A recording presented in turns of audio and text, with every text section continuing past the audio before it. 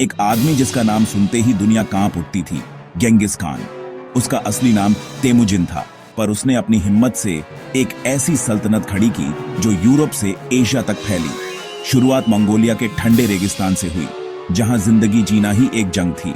ये कहानी है एक मामूली लड़के के दुनिया के सबसे बड़ा कॉन्करर बनने की, ड्रामा, एक्शन, इमोशन और एक सिख इंसान चाहे तो कुछ भी कर सकता है।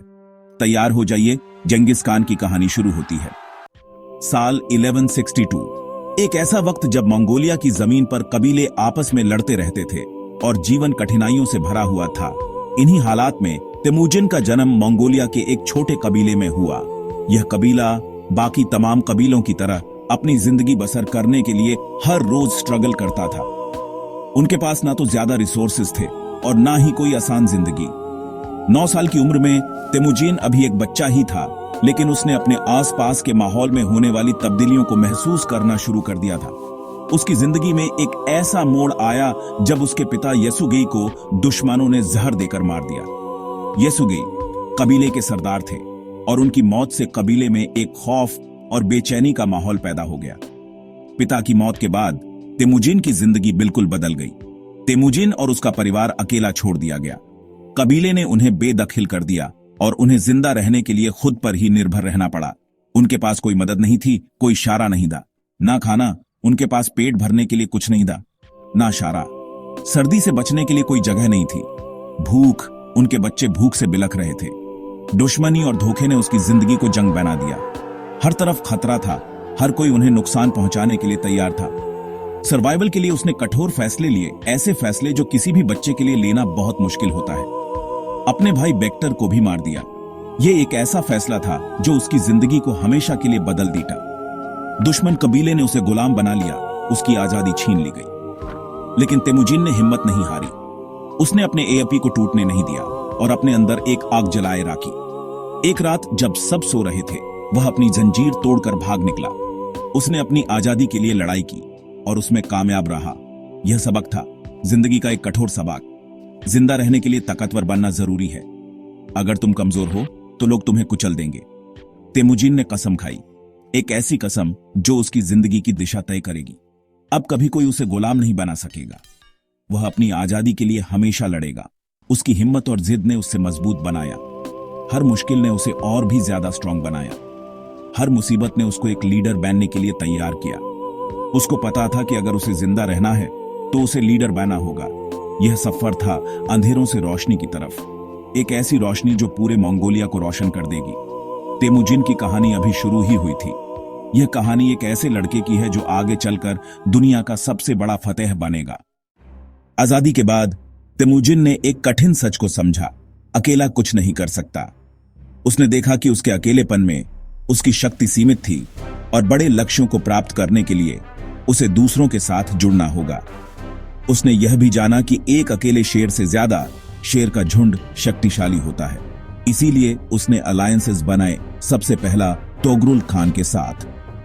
तोगरुल खान एक बड़ा और अनुभवी नेता था जिसके पास एक बड़ा कबीला था और तेमुजिन ने उसके साथ रिश्ता जोड़कर अपनी स्थिति मजबूत करने का सोचा। उसने अपनी नीयत साफ दिखाने के लिए अपनी पत्नी बोर्टे का कोट गिफ्ट किया। यह सिर्फ एक उपहार नहीं था, बल्कि एक एहसास था कि तेमुजिन तोगरुल खान को कितना सम्मान देता है और उनके बीच एक मजबूत रिश्ता बनाने के लिए कितना उत्सुक है। तोगरुल ने तेमुजिन को अपनी प्रोटेक्शन दी। यह उसकी पहली डिप्लोमेटिक जीत थी। इस प्रोटेक्शन से तेमुजिन को अपने कबीले को सुरक्षित रखने और अपनी ताकत बढ़ाने का मौका मिला। यह एक महत्वपूर्ण कदम था जो उसके भविष्य के लिए एक मजबूत नींव बना। दूसरा रिश्ता था जमुखा से, बचपन का दोस्त, ब्लड ब्रदर। जमुखा के साथ तेमुजिन का रिश्ता बहुत गहरा था। दोनों ने साथ में मुश्किल वक्त देखा था और एक दूसरे के प्रति वफादार रहने की कसम खाई थी। उनकी दोस्ती उनके बचपन की यादों और एक दूसरे के प्रति समर्पित भावना से बानी थी। दोनों ने मिलकर कबीलों को जीता, अपनी ताकत और प्रभाव को बढ़ाया। उनकी संयुक्त शक्ति ने उन्हें कई मुश्किल चुनौतियों से पार पाने में मदद की और उनके कबीले के लिए एक सुरक्षित भविष्य सुनिश्चित किया।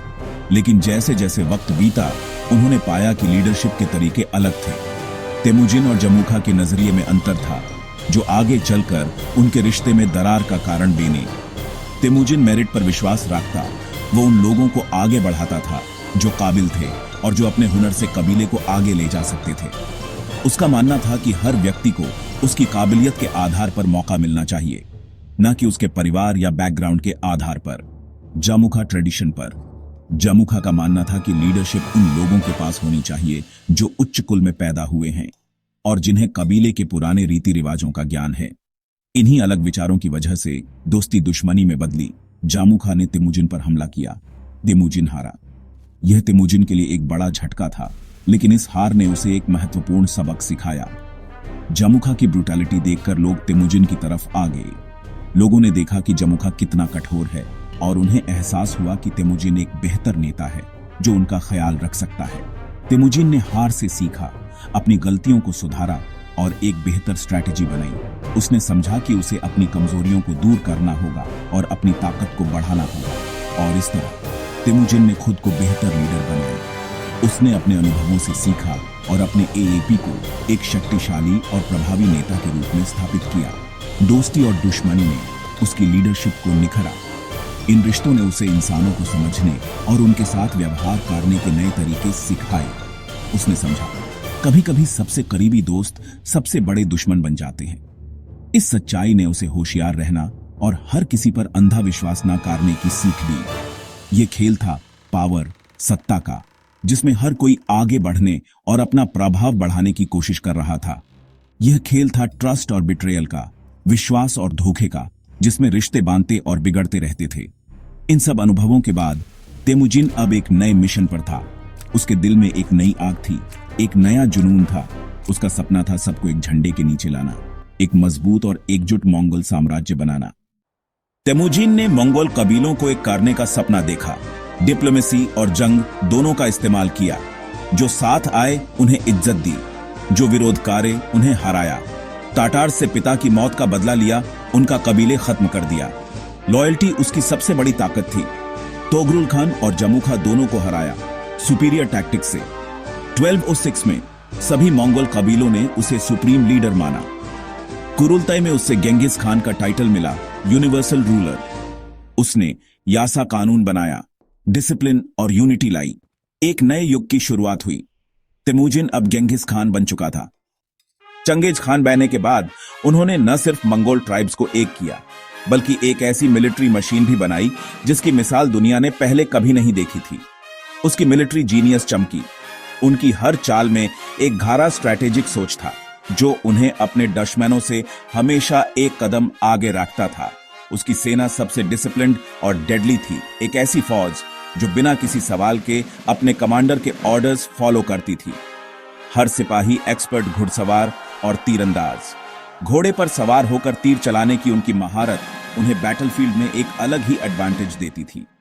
स्पीड उनकी फौज की एक और बड़ी ताकत थी। वो इतनी तेजी से मूव करते थे कि दुश्मन को संभलने का मौका ही नहीं मिलता था। सरप्राइज उनके हर हमले में छुपा होता था। दुश्मन कभी नहीं जान पाते थे कि उन पर कब और कहां से हमला होगा, और साइकोलॉजिकल वॉरफेयर उसके हथियार थे। वो दुश्मन के दिल में डर पैदा करने में माहिर थे, जिससे उनकी आधी जीत तो यही हो जाती थी। फेन रिट्रीट एक ऐसी टैक्टिक थी जिससे उन्होंने कई बार दुश्मनों को बेवकूफ बनाया। दुश्मन को घेरना उनकी एक और फेवरेट स्ट्रैटेजी थी, जिससे वो दुश्मन को पूरी तरह से तबाह कर देते थे। और अफवाहें फैलाना उसकी खास टैक्टिक्स थी। वो जानते थे कि दुश्मन के मोराल को तोड़ना जीतने का एक इंपॉर्टेंट पार्ट है। सरेंडर का मौका देता। वो हमेशा दुश्मन को सरेंडर करने का एक चांस देते थे, लेकिन यह सिर्फ एक दिखावा होता था। रेजिस्टेंस पर शहर मिटा देता। अगर कोई शहर उनके खिलाफ खड़ा होता तो वो उसे जमीन पर मिला देते थे। सेना को डेसिमल सिस्टम में बांटा, जिससे उनकी फौज में कोऑर्डिनेशन और कंट्रोल बना रहे। अर्बन जोन ये उनकी फौज की बेसिक यूनिट्स थे, जिसमें 10 और 100 सिपाही होते थे। मिंगहन, टूमेन 1000 और 10,000 सिपाहियों की यूनिट्स, जो उनकी फौज को एक मजबूत स्ट्रक्चर देती थी। एरो मैसेंजर्स और याम पोस्टल सिस्टम उनकी कम्युनिकेशन सिस्टम को दुनिया में सबसे तेज बनाते थे। ये कम्युनिकेशन तेज था। उन्हें बैटलफील्ड से इंस्टेंट अपडेट्स मिलते थे, जिससे वो तुरंत डिसीजंस ले पाते थे। Command structure clear. हर सिपाही को पता था कि उसे क्या करना है और किसके ऑर्डर्स फॉलो करने हैं। डिसिप्लिन सा। उनकी फौज में डिसिप्लिन इतना सख्त था कि कोई भी गलती की गुंजाइश नहीं थी। एक भी सिपाही भागा तो पूरी यूनिट को सजा मिलती। ये इंश्योर करता था कि हर सिपाही अपनी जिम्मेदारी समझे और टीम के लिए अपनी जान भी दे दे। इस डिसिप्लिन ने मंगोल सेना को अनबीटेबल बनाया। उनकी फौज ने दुनिया के बड़े बड़े एम्पायर्स को धूल चटाई।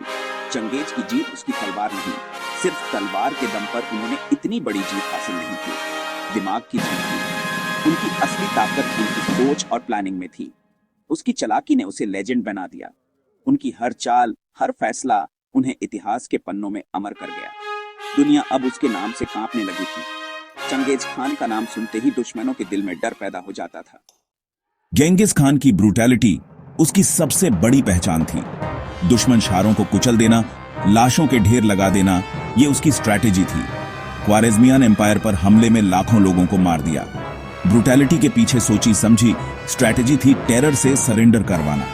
एक शहर बर्बाद, दूसरे शहर खुद ही हार मान लेते। इससे सोल्जर और रिसोर्सेज बचते थे।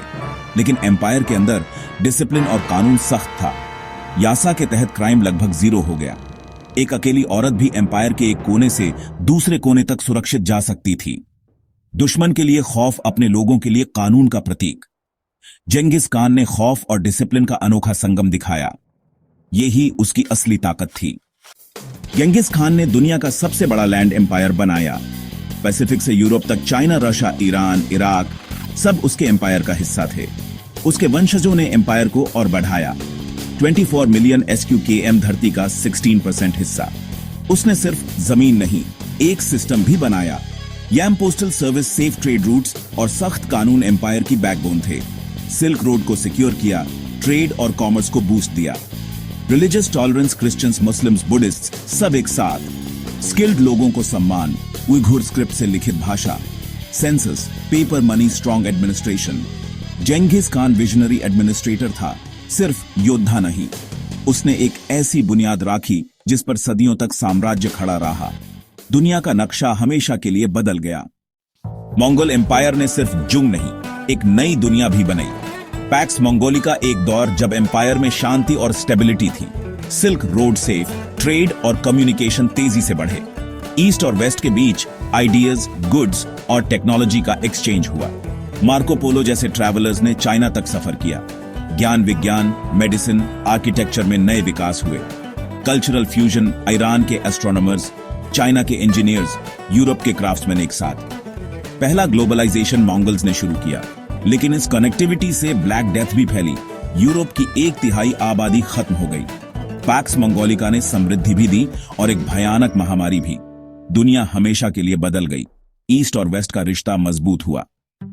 तेमुजिन से चंगेज खान बैने की कहानी एक मास्टरमाइंड की कहानी है। उसने अपनी जिंदगी की शुरुआत बेसहारा बच्चे के रूप में की, लेकिन अपनी हिम्मत और समझदारी से इतिहास का रुख मोड़ दिया। ब्रूटैलिटी और स्ट्रैटेजी दोनों उसकी पहचान थे। Military tactics, discipline, psychological warfare उसकी जीत के राज थे। Meritocracy, religious tolerance, trade, administration, उसने एम्पायर को एक नई सोच दी। उसके पॉजिटिव और नेगेटिव दोनों पहलू हैं, लेकिन प्रभाव अमर है। वो एक ही समय में क्रिएटर भी था, डिस्ट्रॉयर भी। चंगेज सिर्फ एक योद्धा नहीं, एक मास्टरमाइंड था।